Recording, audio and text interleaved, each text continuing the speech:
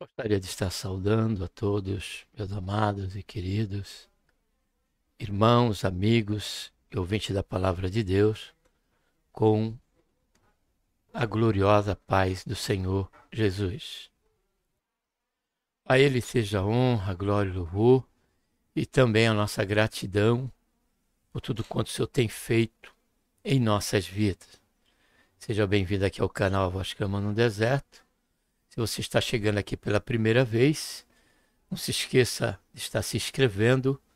E se desejar receber a notificação de cada quadro ou cada programação aqui, você pode estar então também acionando o sininho, tá bom? Estamos aqui dentro do quadro Aprendendo com Outras Editoras, que no caso aqui vamos estar acompanhando o conteúdo das lições que são dadas em classe de aula ali ou na igreja, da editora Gospel, tá bom? Pastor Malafaia.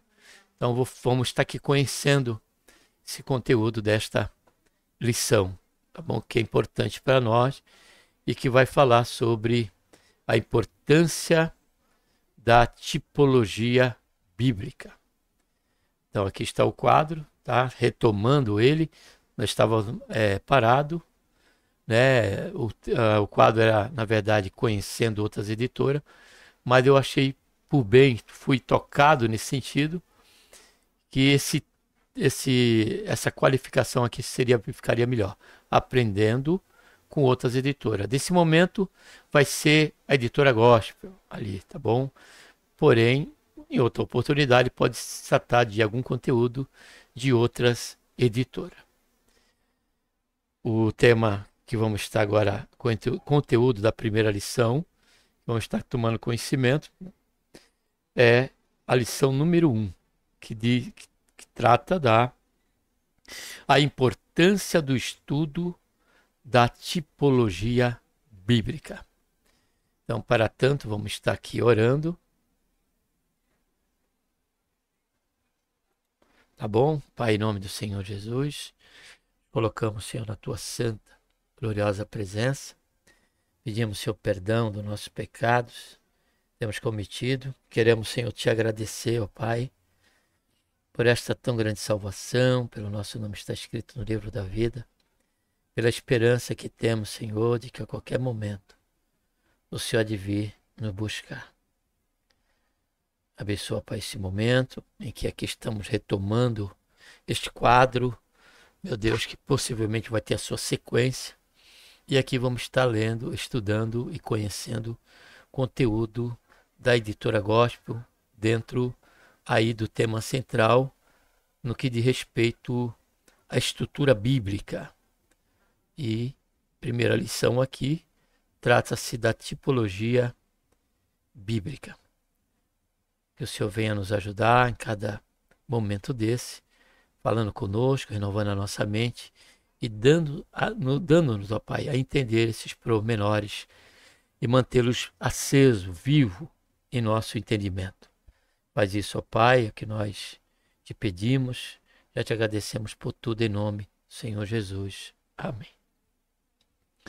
Esta questão desse estudo, né, da tipologia bíblica, é de suma importância porque para que não sejamos enganados por fantasias, por comparações que fogem à questão da liberdade que a Bíblia nos dá para fazermos aí, trazermos uma conjectura ou alegarmos, né, da questão do tipo em que aquela pessoa, aquele momento, aquela situação, né, apontava para o cumprimento no Novo Testamento, apontava profeticamente para o futuro, tá bom?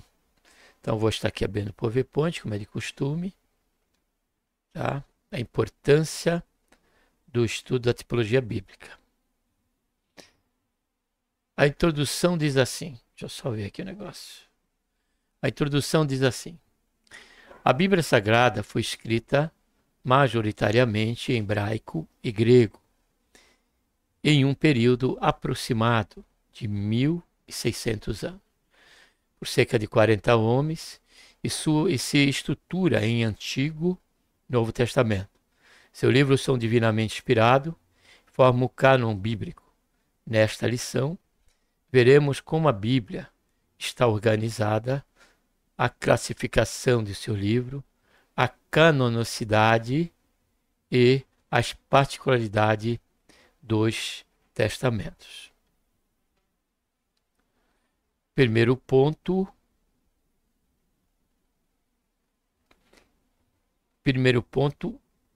Antes do primeiro ponto, deixa eu só ver um negócio aqui.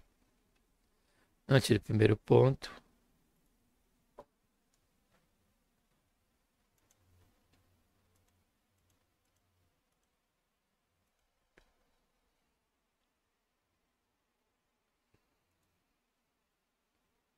Nós vamos estar lendo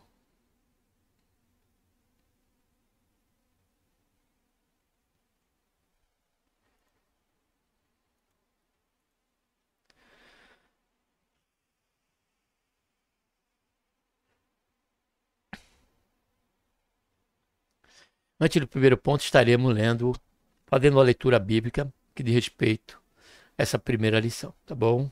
Que se encontra aqui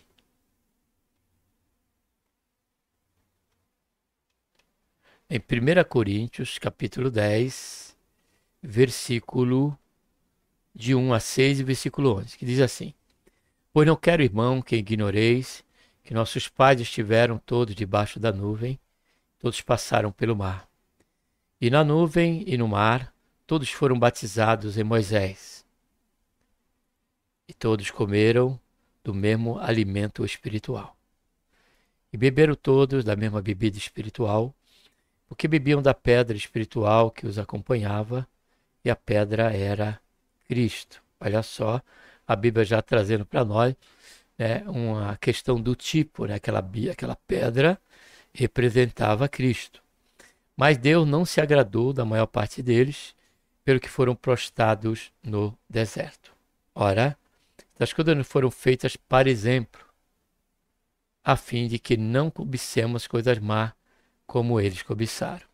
Ora, tudo isto lhes acontecia como exemplo, e foi escrito para aviso nosso, para quem já são chegados os fins dos séculos.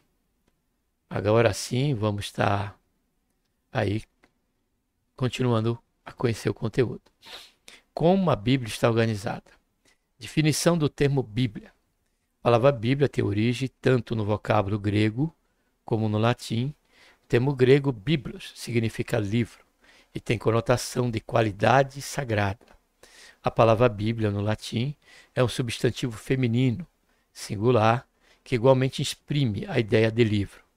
Por volta do ano 150 depois de Cristo, os cristãos passaram a usar o termo em grego a Bíblia, os livros, para referir-se ao conjunto de livros inspirado por Deus.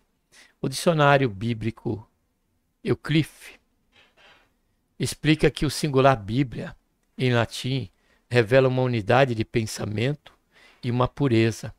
Por isso a coleção dos livros sagrados forma um único livro, a Bíblia Sagrada, chamada também por Paulo de as Santas Escrituras. Por quê? Porque a palavra de Deus, a Bíblia, ela não se trata de um livro secular. E por que a Bíblia Sagrada? Porque é um livro onde Deus inspirou homens santos, né, tementes a Ele, para nos conceder a revelação da sua vontade.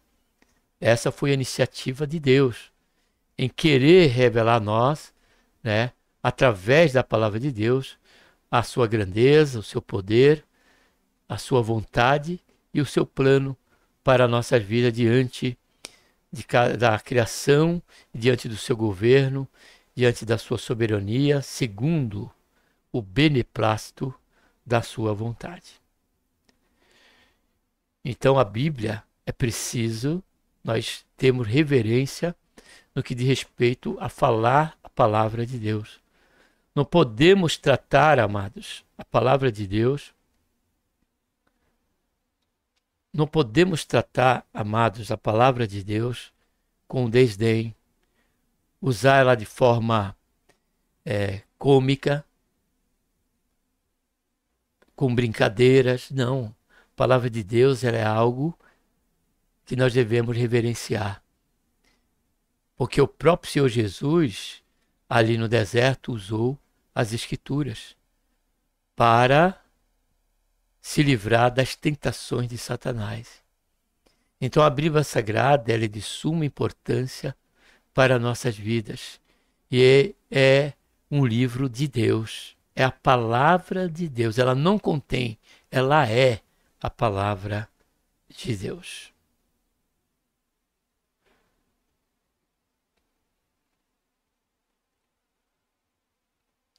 O cânon da Bíblia. A expressão cânon procede do hebraico cané, com o sentido de vara de medir. O termo correspondente em grego é cânon, que significa régua. Desse modo, na teologia, o vocábulo cânon é empregado como norma de avaliação para identificar o livro sagrado. Em vista disso, o termo canônico passou a designar os 66 livros aceitos como divinamente inspirados. 39 livros no Antigo Testamento e 27 livros no Novo Testamento. Isso quer dizer que o Espírito Santo guiou seu povo a reconhecer a autoridade desses escritos como regra de fé e prática. Nesse sentido, o cânon bíblico está completo. Nada pode ser acrescentado ou retirado das escrituras canônicas. Os dois testamentos bíblicos. O termo testamento vem do latim testamentum, que é a tradução da palavra grega diatek e da hebraica berit. Ambos os termos têm um sentido de aliança, pacto, ou conceito de Deus com a humanidade. A expressão Antigo Testamento foi inaugurada por Paulo e refere-se aos livros dos judeus reconhecidos por Jesus como as Escrituras, a lei, os profetas e o Salmo.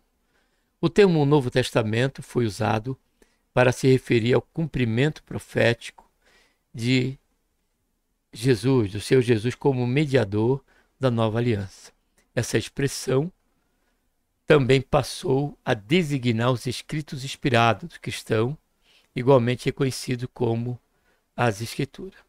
Então, para nós, para todos quantos se voltam para o Senhor, a Bíblia Sagrada é a nossa bússola para a nossa vida, para nos guiar.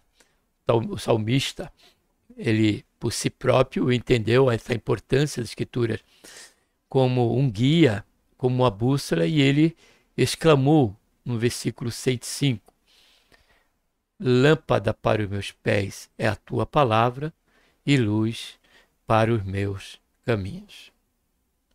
Que não seja diferente para conosco, né? Segundo ponto, o Antigo Testamento. O livro do Antigo Testamento, a classificação do livro do Antigo Testamento, da qual a conhecemos hoje, se divide no seguinte grupo: Pentateuco, né? Lei, constituído por 5 livros de Gênesis a Deuteronômio. Históricos, formado por 12 livros de Josué a Esté. Poéticos, composto de 5 livros, Jó e Cantares de Salomão, de Jó a Cantares de Salomão.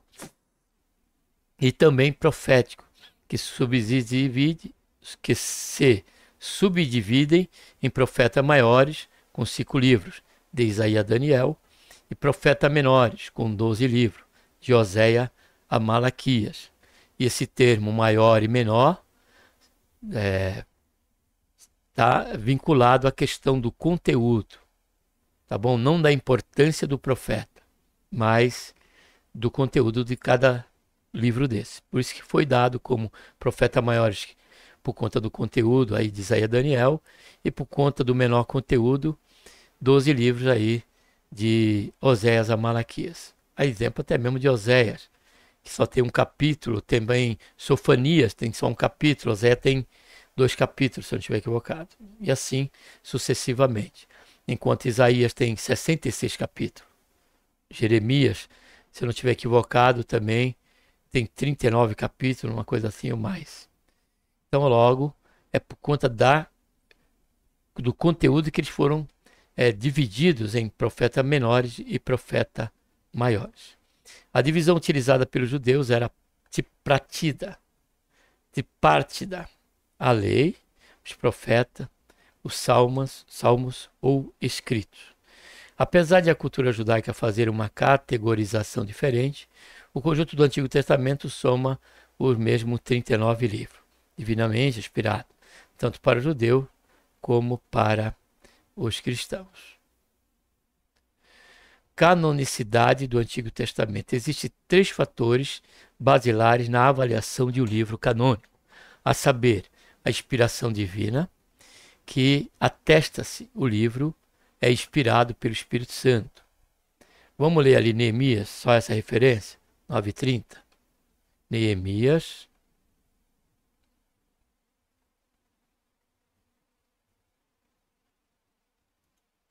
capítulo 9, versículo 30.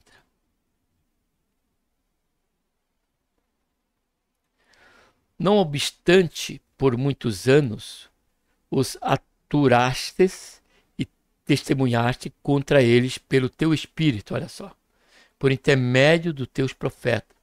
Todavia eles não quiseram dar ouvidos, pelo que os entregaste nas mãos dos povos de outras terras. Então aqui já estava profeta, né, falando com o povo de Israel, no sentido, né, de que aquelas palavras de cada profeta foram palavras inspiradas por Deus, pelo Espírito Santo.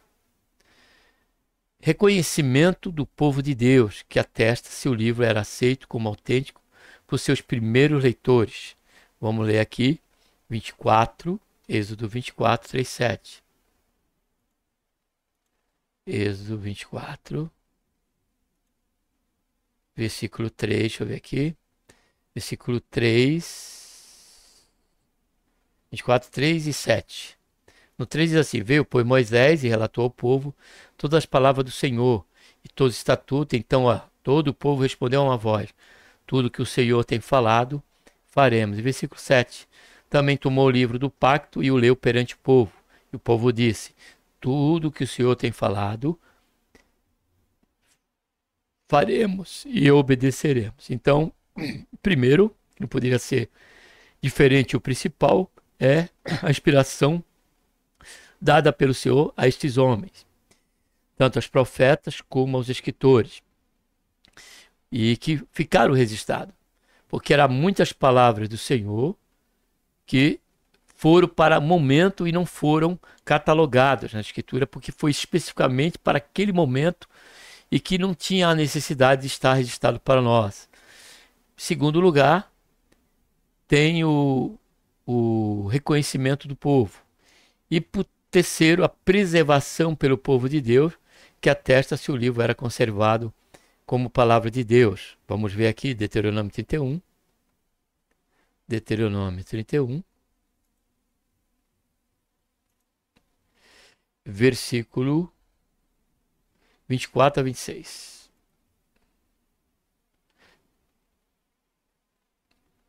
Ora, tendo Moisés acabado de escrever num livro todas as palavras desta lei, deu ordem aos levitas que levavam a arca do pacto do Senhor, dizendo: tomai este livro da lei e ponde-o ao lado da arca do pacto do Senhor vosso Deus, para que ali esteja por testemunha contra vós.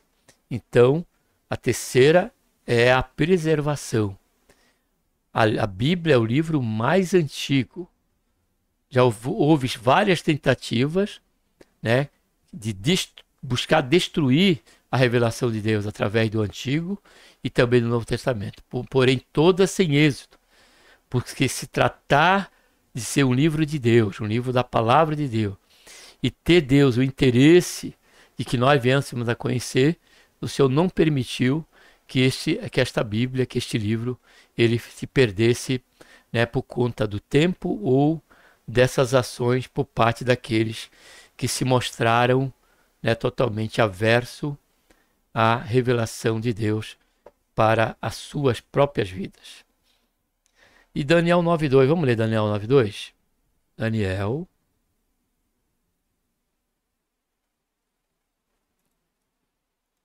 capítulo 9, versículo 2.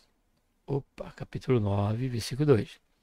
No primeiro ano do seu reinado, eu, Daniel, entendi, olha só, pelo livro, que o número de anos e que falara o Senhor ao profeta Jeremias, que havia de durar a desolação de Jerusalém, era de 70 anos. Então, observe que a questão da conservação deste livro, ou dos escritos, né, que Deus, usando aí o cinco livros por Moisés, Jeremias também tem o seu autor aí do livro de Jeremias, Deus ele conservou. E os próprios judeus tinham como palavra de Deus, e por tê-la como palavra de Deus, tinha por certo que tudo que ali estava escrito haveria de acontecer, como foi o caso, né, da expectativa de Jeremias, e que aquele tempo era chegado e a libertação do povo do jugo babilônico iria, por certo, acontecer.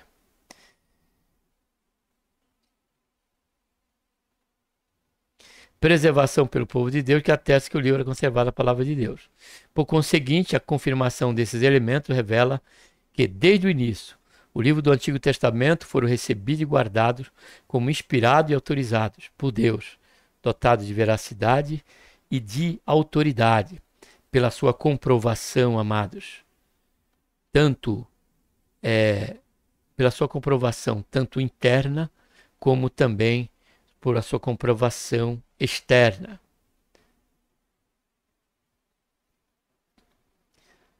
Particularidades do Antigo Testamento.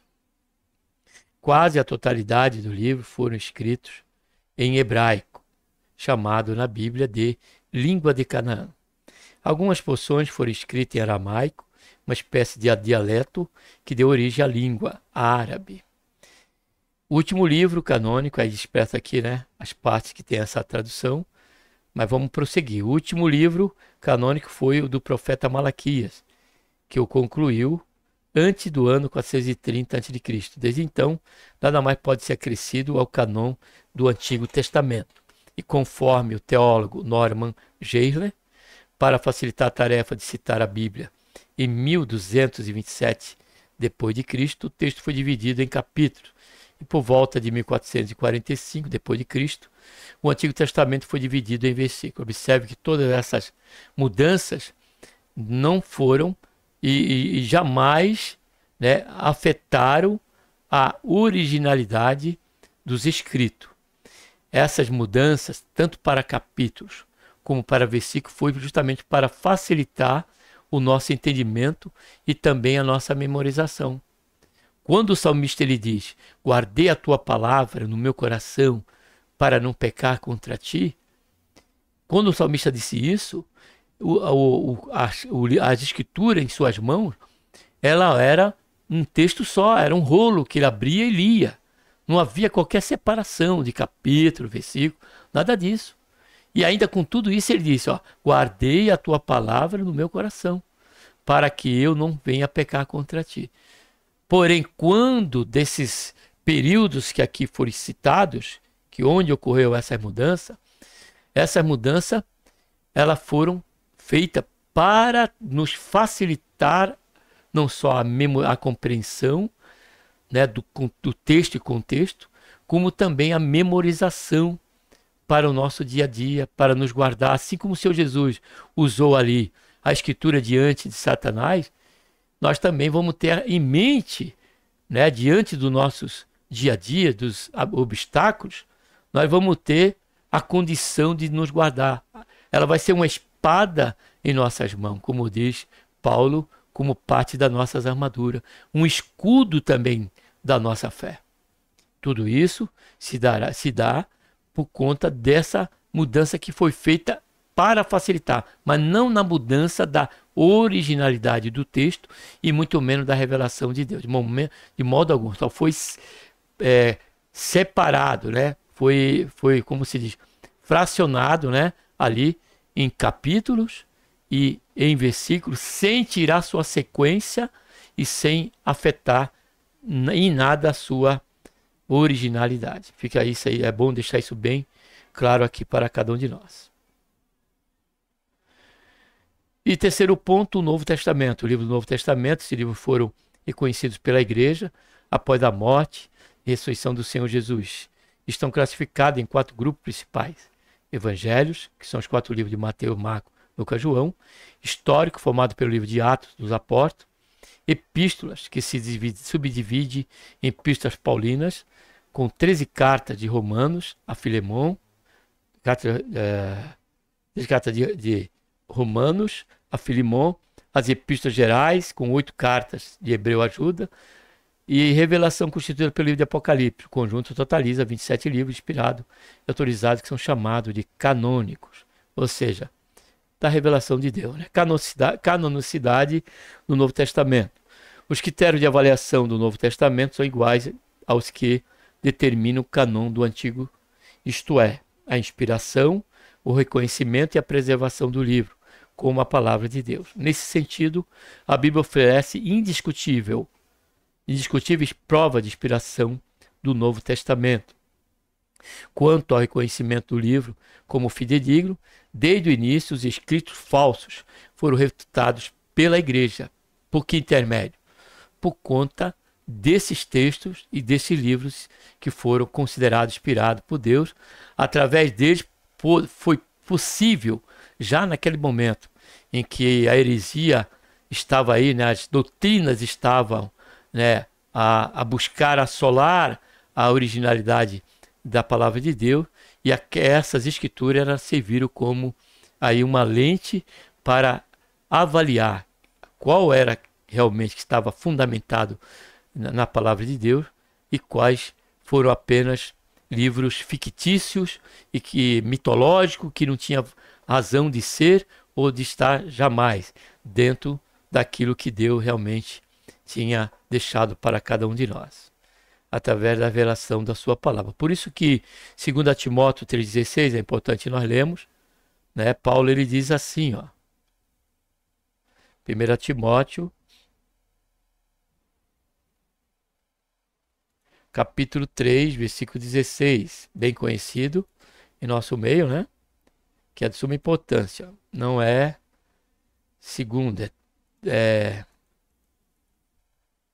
segundo a Timóteo, capítulo 3, versículo 16. Quando ele diz aqui, ó, toda a escritura é divinamente inspirada e proveitosa para ensinar, para repreender, para corrigir, para instruir em justiça, para que o homem de Deus seja perfeito e perfeitamente, olha só, preparado para toda boa obra.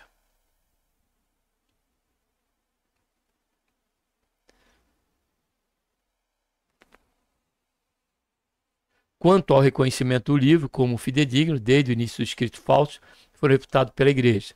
Em relação à conservação da escritura, os primeiros cristãos adotaram a prática da leitura do livro autorizado em sua reunião e cultos. Mediante tais fatos, atesta-se que desde o começo a igreja primitiva reconheceu e preservou os livros canônicos, alicerçada sobre o fundamento dos apóstolos e dos profetas. Particularidade do Novo Testamento. Todo o livro do Novo Testamento foi escrito em grego koiné.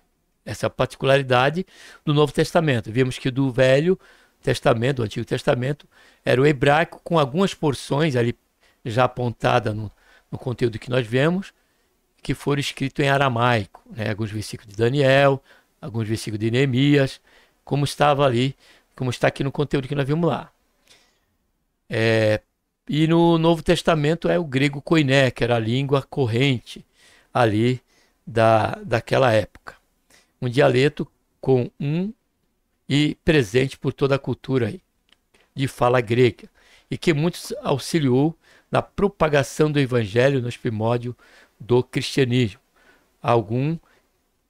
As expressões mesmo redigidas no vernáculo grego possuem significado em aramaico, dentre elas citamos Talita Cumi, menina levanta-te, pai, pai, meu pai. 14 de Marcos, 5:36. Eloi, Eloi, lama sabachthani, Deus meu, por que me desamparaste? Marcos 15:34. O conjunto do livro canônico foi escrito antes do término do século I.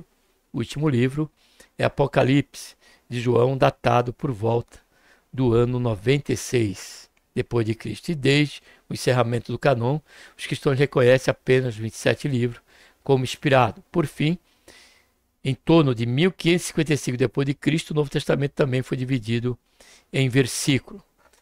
Precisa ser lembrado aqui, diante desse conteúdo, do terceiro, da particularidade do Novo Testamento, como também no geral, né, que em tempos passados, né, por conta de um concílio, foi acrescentado, né, isso na Bíblia Católica Romana, 7 livros, né, que nós chamamos livros apócrifos, ou seja, livros que não traz qualquer realidade e autenticidade da inspiração de Deus. Porém, por isso que tem esse termo apócrifo, ou seja, escondido. Mas a originalidade da Bíblia para todos nós, como cristão, é os 66 livros, 39 do Antigo e 27 do Novo. Concluindo, o conjunto de 66 livros formam um único livro, a Bíblia Sagrada. Esse livro constitui o cânon bíblico do Antigo e do Novo Testamento. Os critérios para avaliação da canonicidade são a inspiração, o reconhecimento e a preservação do livro como palavra de Deus. A comprovação desse critério revela que as escrituras foram aceitas e preservadas como livro autorizado por Deus. Isso nos leva a entender o quanto precisamos, amados, guardar essa verdade em nossos corações, com respeito à inspiração divina. Jamais devemos colocar em dúvida os escritos, compreendendo que, ainda que haja estes abismos, tanto cultural, abismo econômico, abismo literário, abismo cultural, abismo histórico, todos esses abismos, ainda que eles sejam fato, porque foi há mais de 6.000 anos, né, só para ficar pronto 1600 o velho e 400 o novo. Então, mas todo esse tempo temos que entender que ainda com todo esse abismo, por uma avaliação sincera, cuidadosa, temos a garantia dada por Paulo, que ela é inspirada e ela nos é apta para nos ensinar, para nos redarguir, para nos corrigir e para nos tornar pessoas realmente de Deus, homens e mulheres de Deus. Amém? Que Deus, por intermédio de Cristo Jesus, nosso Senhor, nos abençoe e até a próxima programação. Eu vou tentar aqui, dentro do possível, estar postando essas lições no dia de sábado, tá bom? Vamos orar.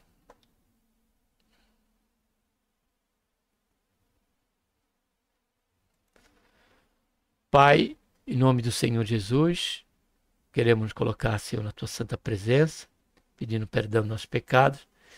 Queremos te agradecer por mais essa oportunidade de estarmos aqui diante de, mais uma vez, de um conteúdo, de um trimestre, de uma lição da editora Gospel, Pai, que muito nos será útil para acrescentarmos aos demais quadros que temos aqui considerados durante a semana para este fim,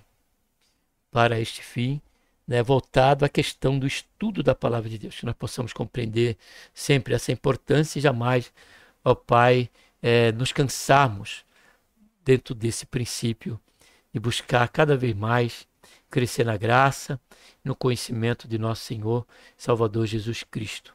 Temos aqui, Pai, como a primeira lição, a importância do estudo, da tipologia bíblica, e aqui tratamos aqui da estrutura da palavra de Deus e que se seguirá aí dentro desse tema central, Senhor, nas próximas lições, por certo. Por tudo, ó Pai, nós oramos e já te agradecemos, pedimos a tua direção, a tua graça, força, entendimento, Pai, iluminação, para que possamos, através das demais lições, compreender o quão é importante, ó Pai, a Bíblia Sagrada para nossas vidas. Em nome do Senhor Jesus é que nós oramos, damos graça por tudo. Amém. Um abraço a todos.